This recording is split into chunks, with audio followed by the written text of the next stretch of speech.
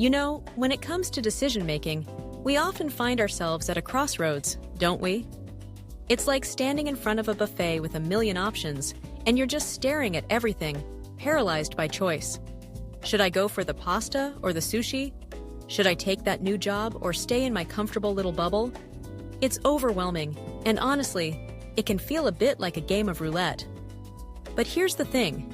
Decision-making doesn't have to be this daunting task.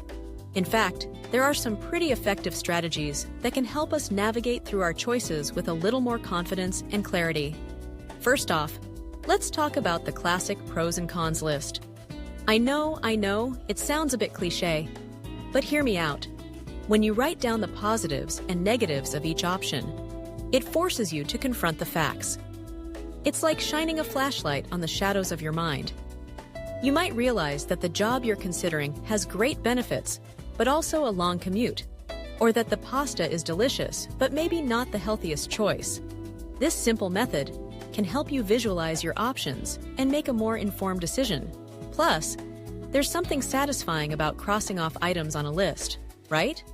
Now, if you're someone who tends to overthink things, there's a strategy called the 10-10-10 rule.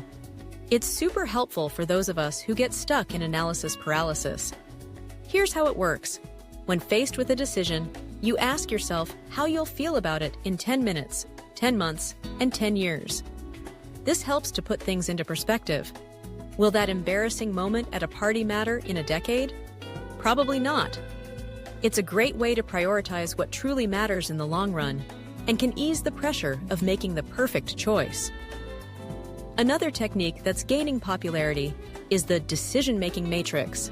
It sounds fancy, but it's really just a grid where you list your options and the criteria that are important to you. You score each option based on how well it meets your criteria, and then you tally it up. It's like giving each choice a report card.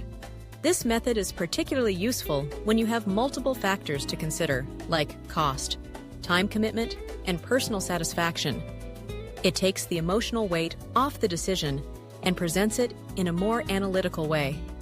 And let's not forget about intuition.